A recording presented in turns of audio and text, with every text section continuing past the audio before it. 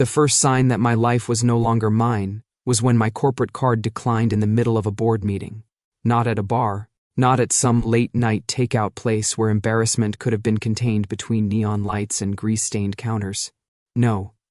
It declined while my name glowed on a 40-foot screen behind me, while 12 executives in tailored suits watched my projections climb across a digital skyline, and while I was explaining how our new offshore energy grid would stabilize 3-pack territories without disrupting migration routes.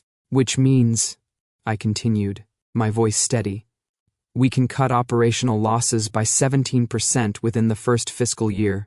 Confident, controlled, beta perfect. The vibration in my pocket felt like a mosquito bite at first, easy to ignore. Then it buzzed again and again. I flicked my gaze down between sentences, expecting some automated alert from finance. Instead, my lock screen was a solid red notification banner. Transaction declined. Account temporarily restricted. My throat tightened. I didn't stop talking. Years in corporate management had trained me well. You don't pause. You don't show cracks. You finish your sentence and reposition the corporation as a long-term energy authority across the Western packs. Polite nods. A few murmurs of approval. The faint scent of expensive cologne and roasted coffee hung in the air, layered over the cool, sterile note of glass and metal that defined the top floors of our building. Another vibration, this one colder. My smartwatch chimed softly. New message. Sender, Werewolf Financial Authority. My finger hovered before I tapped it open. The room didn't tilt. The lights didn't flicker. No dramatic thunder rolled through the city skyline behind the glass walls. But something inside my chest went abruptly hollow. If this story caught you, subscribe. More are waiting. Primary debtor, Julian Hale. Outstanding balance, 4,730,880 credits. Status, enforcement review pending. For half a second, I didn't understand the words. They slid through my mind without attaching to anything real, like a language I'd almost learned once and forgotten. Then the meaning landed. Hard, cold spread through my sternum, as if someone had pressed a block of ice directly into my ribcage. My fingers went numb around the remote. The faint hum of the projector deepened into a roar in my ears. Debtor. Primary. Me. I swallowed. And it felt like dragging my throat over broken glass. Mr. Hale? Someone said my name. Softly. Too softly. I realized I'd stopped talking. 12 pairs of eyes were on me now, no longer half distracted by data. Fully focused. Assessing. I started, then stopped. My tongue felt thick. Useless. Another sensation followed the cold, heat under my skin, sharp and wrong. My heartbeat thudded heavy enough that I could feel it in my teeth. And beneath all of it, something older stirred. Fear had a smell. Every wolf knew that. Mine crept out of my pores before I could lock it down. Bitter, thin, metallic. Like rain on rust. The nearest executive shifted in his chair. Someone else inhaled sharply, then very deliberately looked back down at their tablet. Awkwardness settled over the table. Delicate and unmistakable. I forced my shoulders back. Apologies, I said. The word came out clipped, polished by reflex. Minor technical issue. Let's take 5. No one argued. They never did. Chairs slid back. Soft voices resumed.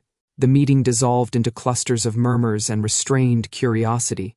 I stood there until the room was mostly empty, my hands resting on the edge of the black stone table. They were shaking. I pressed my palms harder against the surface, grounding myself in the chill of it. This had to be a mistake. I had no personal loans, no risky investments, no hidden accounts. My finances were clean, conservative, meticulously boring. Debtor didn't belong next to my name. My phone vibrated again. Not a message this time. An internal call from reception. Mr. Hale, my secretary said, her tone perfectly neutral in the way that meant it absolutely wasn't. There's a representative here to see you. From the authority. My spine stiffened. Send him up, I heard myself reply. I don't remember walking back to my office. I remember the view when the doors slid open. The city stretched beneath the windows like a circuit board of light and motion. I remember the familiar comfort of my space, dark shelves, minimalist desk, the faint citrus note of the cleaning spray they used every morning. I also remember that my chest still felt cold. The knock came less than a minute later. "Come in." The door opened. He didn't look like an enforcer. No uniform, no visible weapons, no smug satisfaction. He wore a charcoal suit that fit like it had been designed around him. Crisp white shirt, no tie. Dark hair, neatly cut. Calm, unreadable expression. But the moment he stepped inside, the air changed. Not heavy, not aggressive, focused. Alpha presence wasn't always a roar. Sometimes it was a held blade. His scent reached me before he spoke. Cold metal, winter pine, something clean and sharp that made my nerves pull tight under my skin. "Julian Hale?" he asked. "Yes." He inclined his head, precise and professional. "My name is Roman." He closed the door behind him with a quiet click that sounded far too final. Then he looked at me. Really looked. Eyes a cool, assessing gray, and spoke the words that severed my life cleanly into before and after. "Mr. Hale," he said calmly, "I'm here to discuss what you owe." My office had always been designed to make people feel smaller than the view. Panoramic windows, clean, deliberate lines. A desk so uncluttered, it bordered on arrogant. Most meetings started with visitors drifting a little closer to the glass, instinctively checking how high up we were. Roman didn't look at the city. He took in the room instead. The screens, the folders stacked with military precision, the faint reflection of us both in the black surface of my desk. Like he was cataloging a space he might have to return to. I gestured to the chair opposite mine. "Have a seat." "Thank you." He did, smooth and unhurried. I stayed standing a second longer than necessary, then lowered myself into my chair. The leather was cool, too cool. The cold in my chest still hadn't gone away. Roman placed a slim tablet on the desk between us and slid it forward. "Your outstanding balance," he said, "is 4,703,880 credits." I let out a quiet breath that might have been a laugh in another life. "That's not a balance," I said. "That's a small war." The corner of his mouth moved. Not a smile. A technical acknowledgement. The principal accumulated over time. The earliest linked accounts were opened 23 years ago. My pulse stuttered. 23? I repeated. I was 9. Yes. I leaned back, folding my arms. Professional posture. Defensive architecture. "Then someone made a typo," I said. "Because I didn't take out any loans, when I still needed permission to cross the street." Roman's fingers moved across the tablet. The screen shifted, displaying a web of documents, numbers, and signatures too small to read from where I sat. "The original loans were registered to multiple shell companies," he said. "Energy consultancies, import firms, asset development groups. Over time, the responsibility was consolidated under a single guarantor." He turned the tablet so I could see. My name sat at the center of the structure like a black sun. Guarantor, Julian Hale. A thin line connected it to dozens of accounts, each one bloated, each one bleeding into the next. My mouth went dry. "I don't recognize any of these," I said.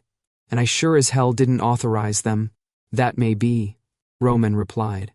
"But legally, you assumed responsibility for them. How?" His gaze lifted from the screen to my face. "Through familial corporate proxy." The words were clinical, almost gentle. They landed like a fist.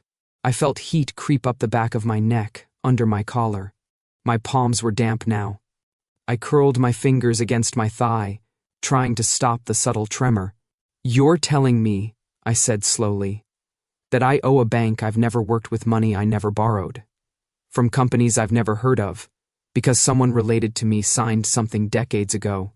"Yes." I stared at him, then I snorted. "That's not debt," I said. "That's performance art." Another almost smile. This one, sharper. The authority prefers more precise language. "Of course you do." He inclined his head, accepting the jab. The current review, he continued, will determine whether your case qualifies for standard restructuring or alternative resolution. The phrase tugged at something in me. Alternative, how? I asked. Roman paused. Just long enough. There are service-based repayment programs, he said. Supervised corporate placements. Contractual obligation tracks. My skin prickled. Say that again, I said. But this time, without the brochure tone. He folded his hands on the desk. In certain cases, he said evenly, debt is resolved through labor, territory limitation, or structured service agreements. These programs prioritize repayment efficiency and risk containment. My heartbeat slid out of rhythm. You mean control? His eyes didn't leave mine. I mean compliance, he said. Within defined parameters. The air between us felt tighter. Charged, not with aggression. Something colder. More precise. Let me translate, I said. You leash people. Roman's voice didn't change. We employ them. A humorless laugh slipped out of me before I could stop it. Right. And I suppose the leash is just a really proactive resume builder. That time, he did smile. Briefly, almost against his will. Your wit, he said, won't reduce the balance. Tragic. I shifted forward, planting my elbows on the desk. The movement made heat flare under my skin, restless and uncomfortable, like my body was bracing for impact my mind refused to acknowledge. You're assuming I'll cooperate, I said. I'm telling you, I won't. That, Roman replied calmly, is why I'm here before enforcement. My jaw tightened. So you're the nice option. I'm the efficient one. I studied him. The immaculate suit. The relaxed shoulders. The way his presence filled the room without ever pushing. You don't look like a collector, I said. No, you don't sound like one either. A faint pause. I'm not assigned to threaten, Roman said. I'm assigned to convince. Something about the way he said it, without pride, without apology, sent a chill skimming along my spine. And if I'm not convinced, then someone else will come. That did sound like a threat. My tongue felt thick, my pulse loud. Beneath the heat, beneath the cold, a strange awareness had begun to form. Of him, his scent, the steady gravity of his attention. Unwanted, unsettling. Mr. Hale, Roman said, more quietly. This situation will proceed whether you believe in it or not. My role is to make sure it proceeds with minimal disruption. To me, I said. To the system, he corrected. I leaned back, forcing my expression into something close to calm. Well, I said dryly, you've definitely disrupted my afternoon. A ghost of amusement flickered across his face. I imagine, he replied. It's only just begun. I didn't remember the drive home. I remembered the elevator ride. Too quiet, too slow, the soft instrumental music pressing against the inside of my skull. I remembered nodding at security like nothing had changed. I remembered the way my reflection in the mirrored walls looked. Wrong, like someone had moved my bones a few millimeters out of place. But the streets? The traffic? The 47 floors between Roman's calm voice and my apartment door? Blank. My place greeted me with the familiar smell of citrus cleaner and recycled air. Floor-to-ceiling windows, neutral tones. A space designed for a man who spent most of his time pretending not to exist. I dropped my keys into the bowl by the door. They missed, skittered across the counter. I didn't pick them up. Instead, I pulled the tablet Roman had given me from my bag and set it on the kitchen island. The screen bloomed to life. Documents unfolded. Company names that meant nothing. Accounts nested inside accounts. Legal frameworks so dense they might as well have been architecture. And always, at the center, Julian Hale. Guarantor. My fingers moved on their own, narrowing filters, isolating entries. I wasn't looking for totals. I wasn't looking for solutions. I was looking for the point of origin. It took less than 3 minutes. The earliest accounts were thin, almost modest, consulting firms, short-term investment vehicles, names designed to sound forgettable. They all shared one detail, the same authorizing signature, my father's. The world didn't shatter. That was what surprised me. No cinematic drop. No roaring in my ears. No surge of heat or grief or rage. Just a quiet, internal subtraction. As if something that had always been there had simply stepped out of the room. I zoomed in on the signature. Clean. Confident. The sweeping curve of the H I'd watched him practice on restaurant napkins when I was a kid. A memory surfaced, uninvited. Not like that, Jules, he'd said gently, guiding my hand. Your name is the first thing people see. It should tell them who you are. I'd asked. He'd smiled. The warm one. The public one. Someone reliable. The word echoed now. Reliable. I closed my eyes. Another memory followed. Me at 14, standing in the doorway of his office while he spoke on the phone. Voice sharp with someone else, then instantly soft when he turned to me. Go on, he'd said. Don't make problems. I'll be right there. At 16, be reasonable, Julian. You're the smart one. At 19, you understand how things work. At 22, just help me with this. You always land on your feet. The tablet dimmed. I didn't notice until the reflection of my face darkened on its surface. Empty. Not devastated. Not furious. Just unoccupied. I picked up my keys. His house was only 20 minutes away.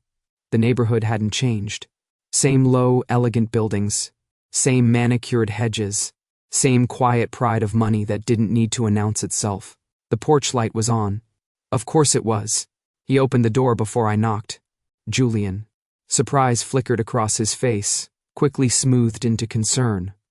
Is everything all right? He looked older than I remembered. Not weaker. Just thinner.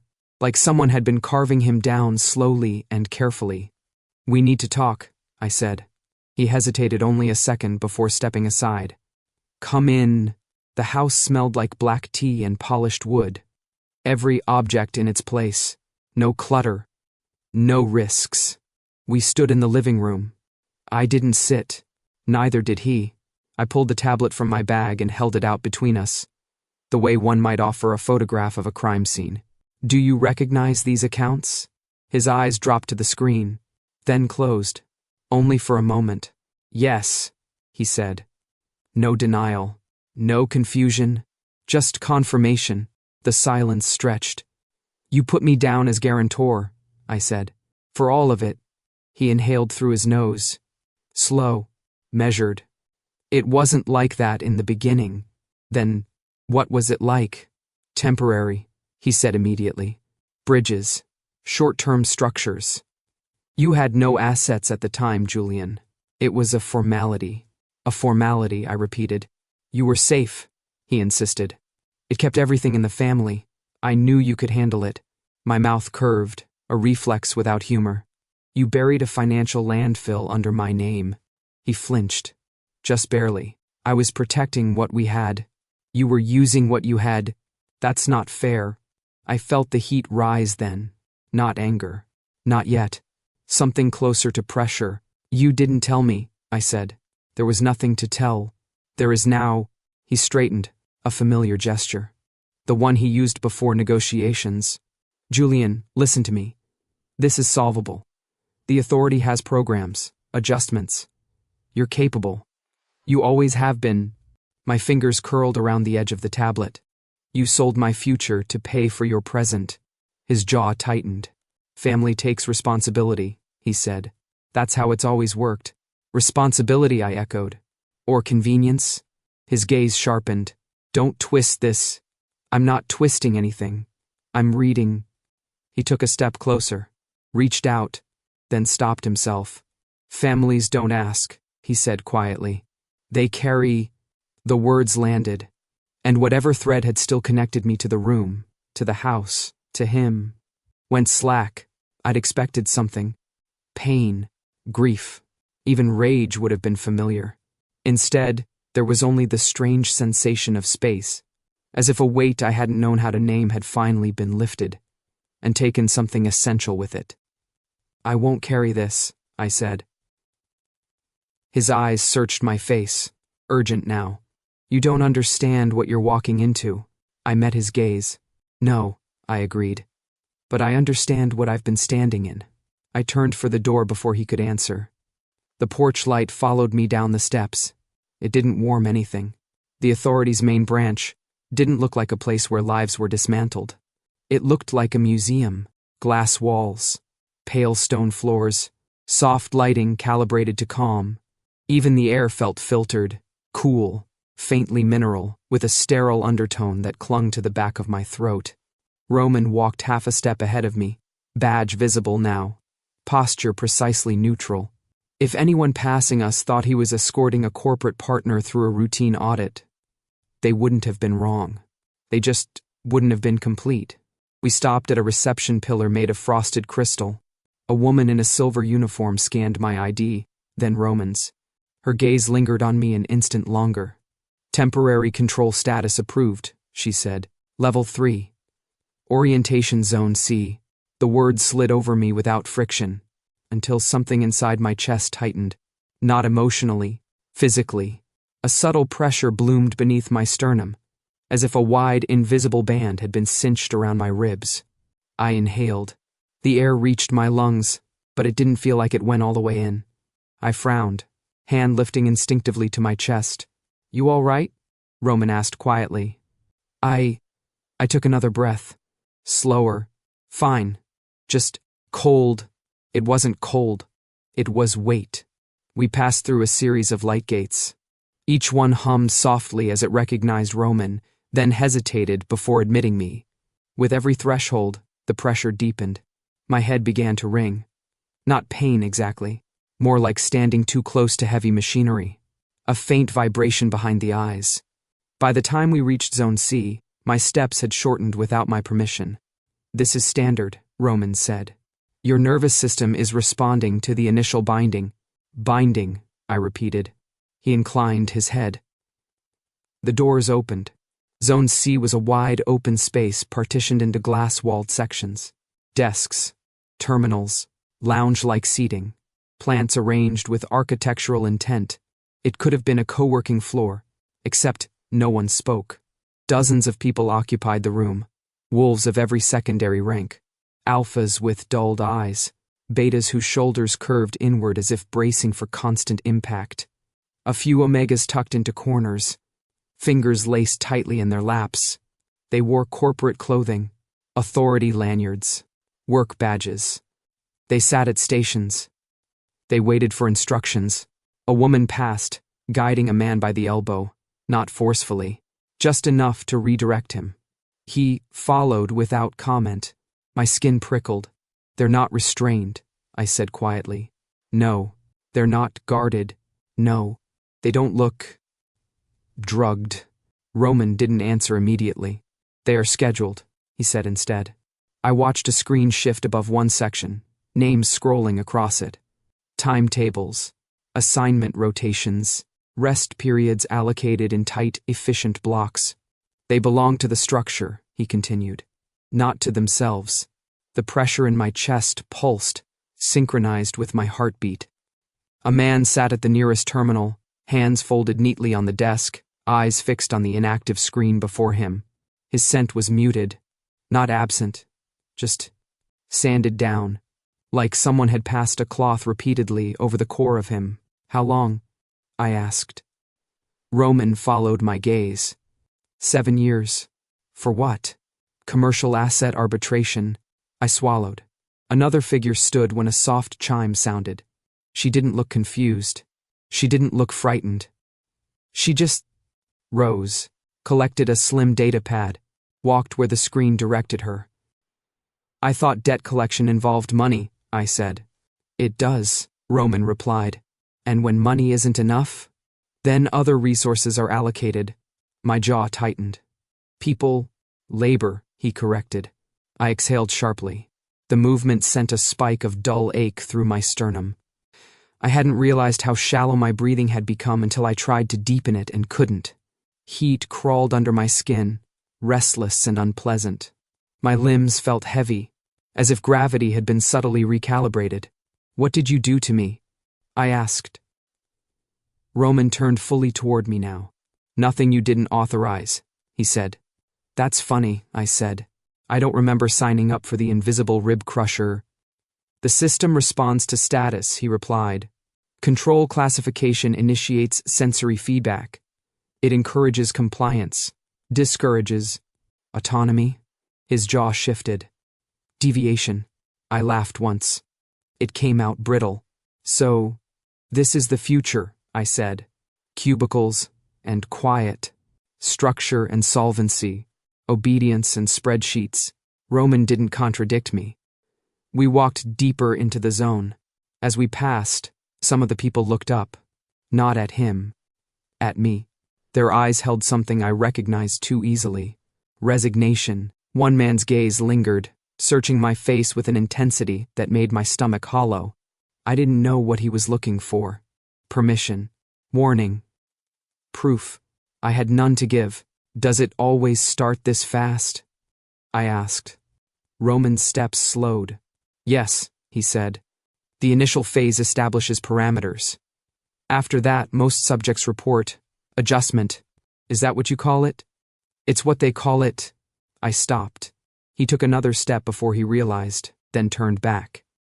For the first time since I'd met him, his composure wasn't perfect. His face was still calm, controlled, but his eyes had shifted, not away, deeper. He looked at the room again, at the waiting figures, at the silent screens, then at me. Something unsettled flickered there, not doubt, recognition. These aren't numbers, I said quietly. They're people. I know. The answer came too fast, and for the first time I wasn't sure he always had. The building changed at night. By 8 p.m., most of the authority staff had filtered out. By 9, the lighting shifted to low-energy mode, washing the halls in muted silver instead of polished white. Footsteps echoed longer. Voices carried farther. By 10, it felt like a place that had been abandoned in a hurry. I sat on a bench near the internal atrium, elbows on my knees, staring at a vending machine that promised coffee in 6 flavors and probably delivered the same bitter disappointment in all of them. The pressure in my chest had dulled from a vice to a constant hand. The ringing behind my eyes came and went like distant static. I'd been officially oriented, signed in, categorized, processed.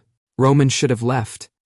He'd completed his escort, logged my status, filed the preliminary compliance report.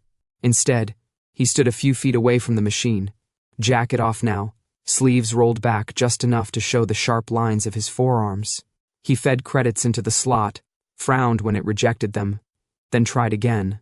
The machine whirred, clanked, produced 2 cups. He handed one to me. Hazelnut, he said, or something pretending to be. I took it, more out of surprise than gratitude. Is this part of the program? I asked. The Morale to Building Beverage Initiative? Unscheduled, he replied. I blew across the surface. The steam smelled faintly of sugar and burnt plastic. Dangerous, I said. He watched me over the rim of his own cup. Living often is. That earned him a look. We stood there, 2 silhouettes in the wide, empty space. The distant city glowed faintly through the atrium glass. Somewhere far off, a maintenance drone hummed. You didn't have to stay, I said. No, but you did. Yes.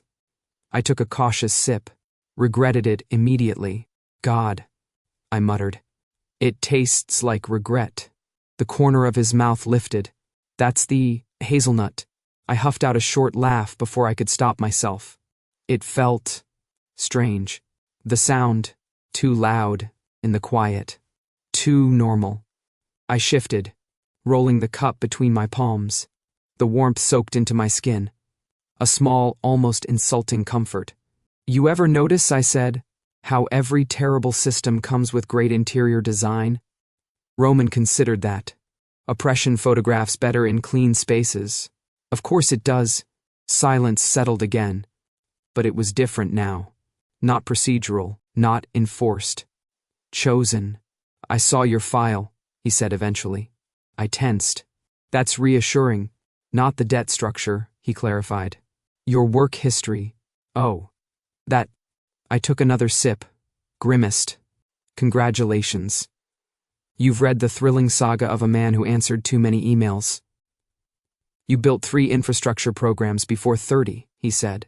2 of them are still in operation, and one of them is currently being used to cool a data center that probably runs this place, I replied. Life's funny. His gaze lingered on me longer than necessary. You don't behave like most debtors. I haven't had time to, I said. Give it a week. That's not what I mean. I waited. You're not negotiating, Roman said. You're observing. Force of habit, I replied. If something's going to crush me, I like to understand the shape of it first. Something flickered across his face. Not quite amusement. Not quite discomfort. Most people don't, he said. They focus on survival. I already did that, I said. For my family, for my job, for a version of stability that turned out to be imaginary. I exhaled. I'm not in the mood to beg a spreadsheet. His eyes darkened slightly. You shouldn't have to. The words slipped out. We both seemed to realize it at the same time.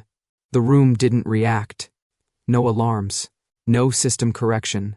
Just the quiet echo of something that hadn't been approved. You work here a long time? I asked. Roman's shoulders shifted, a subtle release of tension. Longer than I intended. How long is that in bank years?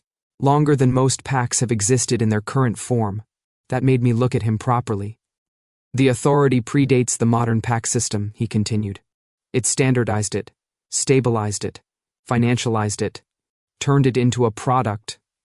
Yes, you sound like someone who's only just realized that. His jaw tightened. I've always known what we do, he said. I believed in why, and now? He stared into his cup. The dark liquid reflected a distorted version of his face. Now, he said quietly. I'm not sure the difference still exists. The admission hung between us. Not dramatic, just real. I shifted closer to the railing, leaning back against it. The metal was cool through my shirt, grounding. For what it's worth, I said, you don't talk like a man who enjoys cages. His gaze lifted to mine. You don't smell like someone who belongs in one, he replied. The words struck low and warm, entirely unwelcome. Entirely felt. I cleared my throat. Careful. That almost sounded like solidarity. Perhaps, he said. It is. I studied him in the quiet building, under the softened lights, away from the screens and counters and carefully engineered authority. Not the negotiator. Not the alpha asset. Just a man standing in a place he'd begun to outgrow. Then maybe, I said, we should start asking the wrong questions together. Roman's mouth curved, not in amusement this time, in something like agreement. I was hoping you'd say that the archive wasn't on any public map. It took 3 biometric checkpoints, 2 retinal scans, and a corridor so narrow my shoulders almost brushed the walls. The lighting dimmed as we descended, shifting from polished silver to something closer to bone. Roman didn't speak much on the way down. Neither did I. The pressure in my chest deepened with each level. Not sharply, not violently, persistently, as if the building itself were reminding me that I was inside it. The doors at the end of the last corridor slid open without a sound. Inside, the air was cooler, drier. Shelving units stretched from floor to ceiling, packed with physical folders alongside data cores sealed in transparent housings. Small lights blinked across them like restrained constellations. Closed historical division, Roman said. Pre-digital records, early pack contracts, legacy compliance cases. He waved his badge. The system hesitated, then let us in. We moved between shelves, the faint hum of servers threading through the silence. My footsteps sounded too loud. Roman stopped at a terminal set into one of the units. His fingers moved quickly. Too quickly. You've done this before, I observed. Yes. For what? Verification. Of what? He didn't answer right away. Instead, he stepped aside so I could see the screen. Names filled it. Hundreds of them. Some familiar. Old pack families. Foundational houses. The kind of surnames that sponsored towers and training programs and public holidays. Each name branched outward into documentation trees.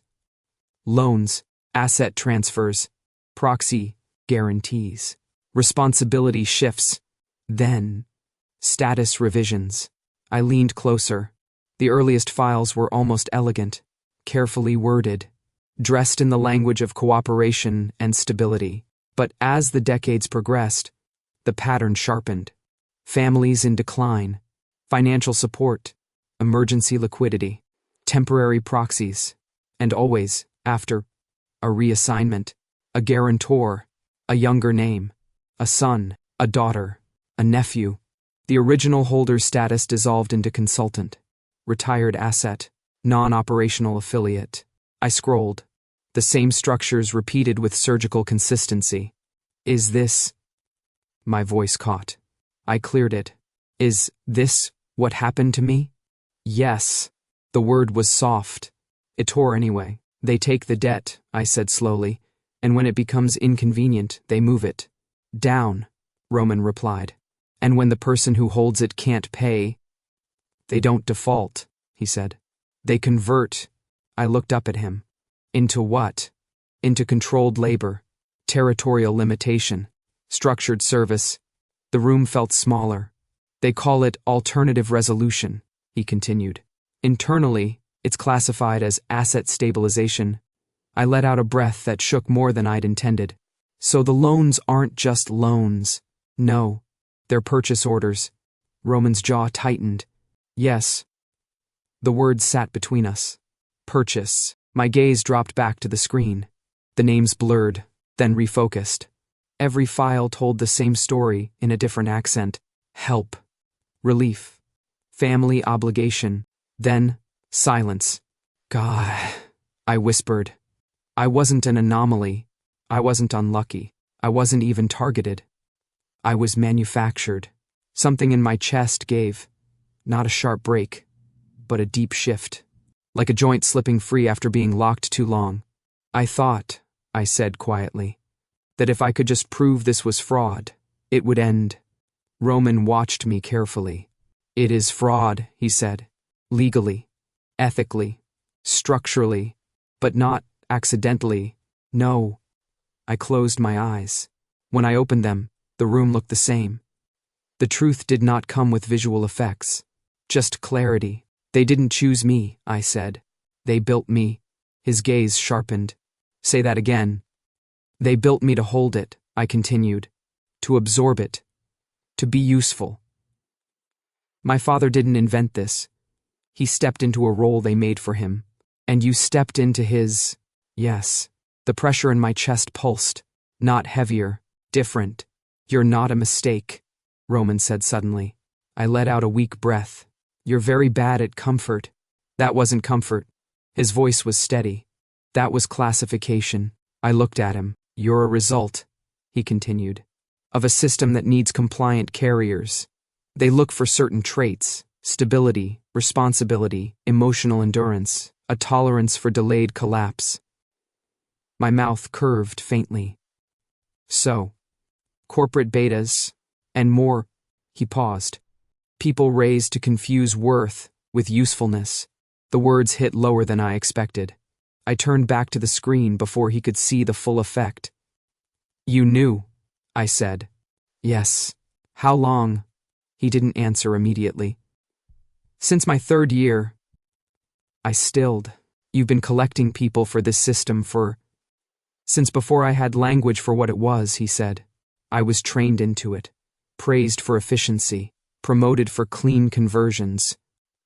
I looked at him now, really looked, at the precision in his posture, the discipline in his movements, the way he never wasted motion or tone. You were the knife, I said. Yes. And now, his jaw worked once. Now I see the hand. Silence pressed around us, thick and unyielding. I exhaled. Then what do you do with that, I asked, once you've seen it? Roman stepped closer to the terminal, deactivated the display. The constellation of files vanished into black. You stop feeding it, he said. And you expose it. My heartbeat thudded hard. That's not a resignation, I said carefully. No, that's war. His gaze met mine. Steady, clear. I don't intend to negotiate this, he said. I intend to dismantle it. The word vibrated in the air. Dismantle. I searched his face for hesitation, found none. Then you'll lose everything, I said. Yes. You'll be hunted. Yes. You'll never work for another financial institution in PAC territory again. Probably not. And you're telling me this because, he said, and for the first time since I'd met him, there was something raw in his voice. I won't do it alone. I felt the shift then. The line where victimhood ended and something else began. Choice. What about me? I asked. He didn't soften the answer. They will try to keep you, he said. They will threaten. They will offer revisions. They will try to make you comfortable again. And if I say no, they will escalate. My fingers curled. I thought of the silent room upstairs, of the people who didn't look drugged, who didn't look chained, who didn't look free. Good, I said quietly. I'm very tired of quiet. Roman studied me for a long second. Then he inclined his head, not as a representative, not as an alpha, as an equal. Then, he said, we begin. We didn't storm anything. There were no dramatic break-ins, no emergency lights, no cinematic countdowns.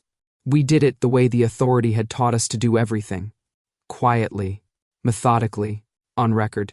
The first week blurred into offices and empty conference rooms, into terminals that hummed late into the night, and folders that replicated themselves across encrypted drives. Roman pulled access I didn't even know existed. I cross-referenced contracts, traced guarantor chains, built visual maps of how responsibility migrated through bloodlines like a parasite. Patterns emerged faster than I expected. Every time a senior family hit decline, every time a house lost territory, every time a matriarch or patriarch needed temporary liquidity, a younger name appeared. A legal signature, a new center, and a status that quietly dissolved. We compiled timelines, correlation clusters, predictive structures. This isn't debt management, I muttered one night, fingers stiff over the glass screen. It's breeding. Roman stood behind me, arms folded. It's inventory. The word landed hard. We didn't work from the authority after the third day. Roman's badge access still functioned, but his presence there had begun to register in the system differently. He was being flagged, softly, the way a structure does when it's learned someone inside it has stopped moving like a component. So we shifted. My offices first, then neutral, corporate spaces, then my apartment, where the walls were thinner but the network was cleaner. The pressure in my chest intensified whenever we passed near authority infrastructure. My sleep fractured into shallow segments. My body responded to stress like it was an order, and Roman watched it. Too closely. You're deteriorating, he said one morning, standing in my kitchen while the coffee machine struggled toward relevance. I'm busy, I replied. You're being bound, he corrected. Occupational hazard. His jaw tightened. Julian, don't what? Don't start talking like this is a personal failing, I said. It's a system problem. Try to keep up. He exhaled sharply through his nose. This isn't sustainable, he said. You need distance. If we move the release through external legal channels, I can act as primary. No. The word came out clean. Immediate. He stared at me. No, I repeated. You don't get to be the blade and the shield. I'm trying to keep you from becoming collateral. I am collateral, I said. That's the point. His hands curled at his sides. Then let me carry some of it. Roman, you don't want to carry this, I said, quietly. You want to control it. The accusation hung between us. That's unfair. So is deciding who gets to stand in the fire. We stood there, the hum of appliances filling the space where agreement used to be. I've lived my whole life being protected into silence, I said. By my father, by my job, by the structure that decided what I was useful for. I am not doing this so you can be brave instead of me. His eyes darkened. This isn't about bravery. It is to me. I stepped closer. close enough that the faint winter edge of his scent cut through the bitterness of the coffee. "I'm not asking you to shield me," I said. "I'm asking you to stand next to me." Something in his expression shifted, not softened, aligned. "Then we do it publicly," he said. "Yes, and you understand what that means." I understand exactly what it means, which was how I found myself 3 days later sitting across from my father in a legal mediation office that smelled faintly of lemon polish and old paper. He looked tired, smaller than he had in his own house. "You're making a mistake," he said quietly. "I'm making a record," I replied. He shook his head. "You don't know how deep this goes." "I do," I said. "I helped map it." The mediator's pen hovered. Roman sat to my left, presence controlled, unreadable. "You can still restructure," my father insisted. "We can manage this privately." "There is no private version of this," I said. His gaze flicked to Roman. "This man is not your ally." I met his eyes. "He didn't raise me to be useful," I said. "You did." The words landed with more force than I'd expected. He opened his mouth, closed it. The documentation transfer took 12 minutes. The formal accusation took 8. The first data packet went out before we'd even left the building. Once a structure is mapped, it's remarkably difficult to contain. The authority called twice that night. Roman declined both. By morning, the files were already moving through external channels, independent pack councils, investigative bodies, corporate ethics boards that hadn't been relevant in decades. By afternoon, my name was trending in places I didn't monitor. By evening, the first injunction request had been filed, and I was sitting on the floor of my living room, back against the couch, laptop balanced on my knees, watching a network analysis propagate like a fracture. Roman lowered himself beside me. "You did it," he said. "No," I replied. "We did." He glanced at me. Something unguarded passed between us, not victory. Decision. Whatever happened next, it would happen in the open. And for the first time since the word debtor had appeared next to my name, I didn't feel like something being acted upon. I felt like someone who had chosen a direction and started walking. "We don't owe them quiet," I said. Roman's mouth curved faintly. "No," he agreed. "We don't. Systems don't collapse. They fracture. Quietly at first. In places most people never look." The first sign was the emergency session notice from the Corporate Council of the Western Pacs, Red Priority Code. Closed door attendance. Mandatory representation from the authority. Roman read it on my tablet, jaw tightening. "They're trying to contain it," he said. "They can't," I replied. "Not fully," he agreed. "But they can hurt the people inside it." The council chamber occupied the upper ring of a tower older than most of the corporations now orbiting it. Stone and glass fused into something ceremonial and cold. Pack banners lined the walls, symbols of unity that suddenly looked decorative. We entered separately. By the time I took my seat, the room was already divided, not physically, energetically. Some of the counselors wouldn't meet my eyes. Others watched me with a new kind of interest, sharp, calculating, almost hungry. Roman stood across the chamber among the authority delegation, posture formal, presence unmistakable. Proceedings began. The presentation of evidence followed, structured, relentless. Graphs bloomed across the central display, debt migrations, guarantor chains, status reassignments. Decades of support reframed as extraction. Family after family mapped into the same narrowing funnel. The chamber filled with sound. Not shouting. Whispers. Low voices. Rapid consultations. The first scent of agitation spread, bitter and electric. When my father was called forward, the room stilled. He walked to the center of the floor alone. No pack representatives. No private counsel. Just him, the evidence scrolled behind him. His signatures enlarged, highlighted, contextualized. He didn't deny it. Not once. Instead, he spoke about necessity, stability, survival, about sacrifices that preserve the greater whole.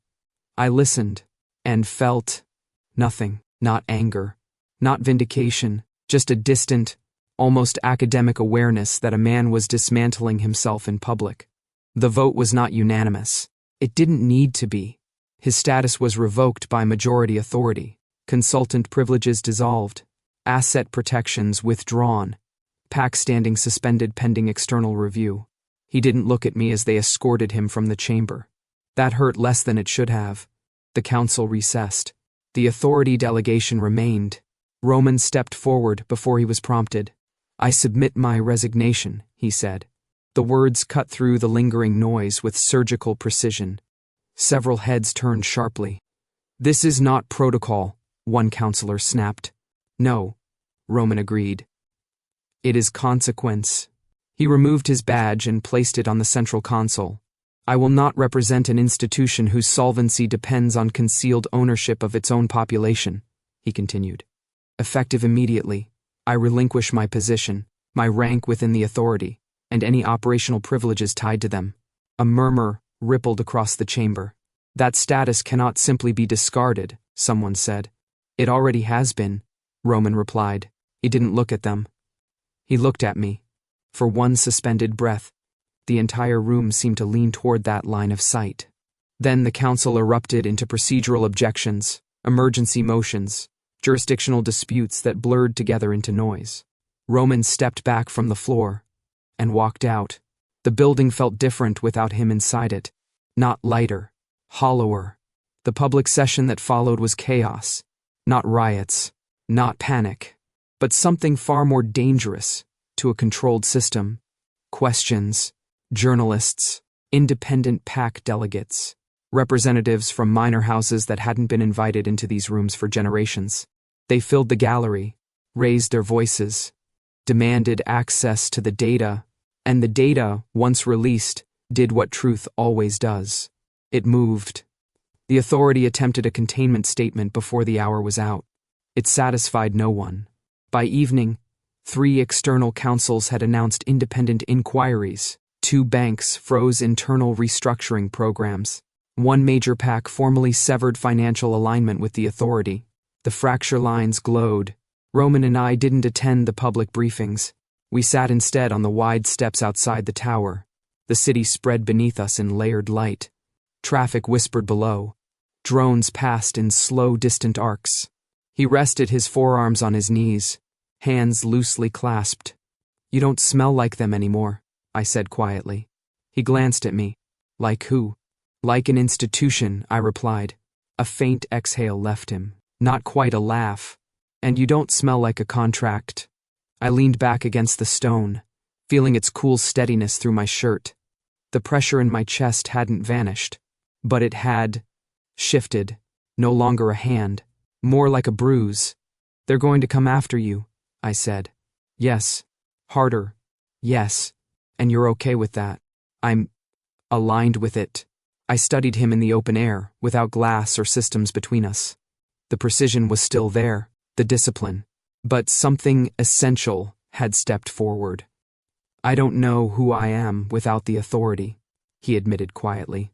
I let my shoulder brush his. "Good," I said. "Neither do I." We sat there as the building behind us hummed with containment efforts and emergency sessions, and the desperate restructuring of a reality that had finally been named. Loss pressed in around the edges. Careers, status, the safety of defined roles. But beneath it, threading through the fear, was something I hadn't felt in a very long time. Relief. The old world was breaking, and for the first time I wasn't inside it when it did. 3 weeks after the council session, the authority officially acknowledged what the data had already made undeniable. The guarantor structures were fraudulent. The responsibility chains had been illegally manipulated. The alternative resolutions were suspended pending external review. In less careful language, my debt didn't exist. The notification arrived in my inbox at 6:14 a.m. By 6:15 I was sitting upright in bed, staring at the screen as if it might correct itself out of spite. It didn't. I didn't feel triumphant. I felt lightheaded, as if my body was still bracing for a weight that had quietly stepped away. The pressure in my chest faded over the following days, slowly, unevenly, sometimes returning in phantom pulses when I passed authority buildings or smelled institutional cleaners. But it no longer commanded my nervous system. It no longer introduced itself. The offers started coming in before the physical symptoms were even gone. Senior management from my former corporation invited me to lunch. So did two competing energy firms. A Western Pac Development Council requested a private meeting. They spoke carefully, admiringly. They praised my resilience, my adaptability, my strategic handling of unprecedented circumstances.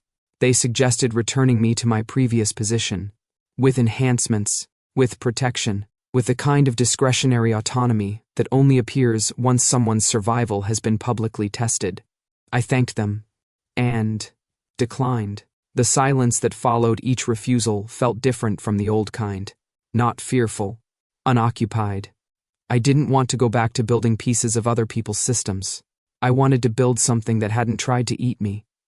The old Eastern substation had been decommissioned 6 years earlier. Its outer shell remained, a wide industrial structure tucked against the river, half swallowed by creeping ivy and graffiti. Inside, the space was enormous. Concrete floors, exposed beams, rows of dormant turbines like a museum of intention. It smelled like dust and old metal and rain that had found its way through cracks in the ceiling. Roman stood just inside the entrance the first time I unlocked it, hands on his hips, surveying the space like a man who had recently lost his entire vocabulary for belonging. "This," he said slowly, "is either visionary or deeply irresponsible," I agreed. He turned his head. "Which one are we hoping for?" "Both," I said. I started bringing in equipment the next day. Temporary desks, network modules, portable climate units, whiteboards salvaged from a closing tech incubator. Roman tried to help. He was terrible at it. The first box he lifted split cleanly down the middle, scattering cable coils across the floor. He stared at the mess. "I believe I have underestimated the fragility of cardboard." I bit down on a laugh. "You negotiated multi-million credit settlements," I said, "and you're losing a physical altercation with packaging. I was never required to assemble my own environment. That explains so much." He eyed me. "Careful. What? You're starting to enjoy this, watching you struggle with bubble wrap?" I smiled faintly. "Absolutely." The first time he tried to use the industrial coffee maker, he filled the water reservoir with ground beans. We had to dismantle half the machine to retrieve them. On the bright side, I told him, crouched beside the unit with a screwdriver, "You've successfully invented a new form of despair." He leaned against a turbine casing, arms folded, watching me work. "You're different," he said. "So are you," I replied. "No," he corrected quietly. "You're moving forward."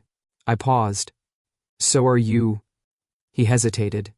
"I don't know how," he admitted. "Good," I said. "That means you're not following anything that was designed to shape you." I gestured around the space. "This is an independent energy platform," I said. "No PAC ownership, no authority financing, open access infrastructure, distributed support instead of centralized control." His brows lifted slightly. "That will anger a lot of people." "Yes." "That will be expensive." "Yes." "And it will take years to stabilize." "Yes," I said again, then met his gaze. "But it won't own anyone." Something in his posture eased at that. Then he said, "What am I in it?" I straightened, wiping dust from my hands. "Human," I said. "Occasionally useful. Often in the way." The corner of his mouth curved. "That sounds unfamiliar." "You'll adjust." We stood there, surrounded by unfinished plans and the echo of potential, the river moving steadily outside the high windows. For the first time in longer than I could remember, I wasn't designing a future that fit into an existing structure.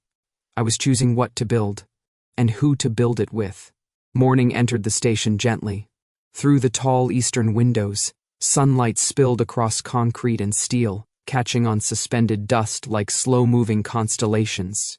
The river outside reflected it back in pale bands, turning the far wall into a living map of light. Somewhere behind me, water hissed. Coffee. Real coffee this time, not the institutional apology we'd been surviving on.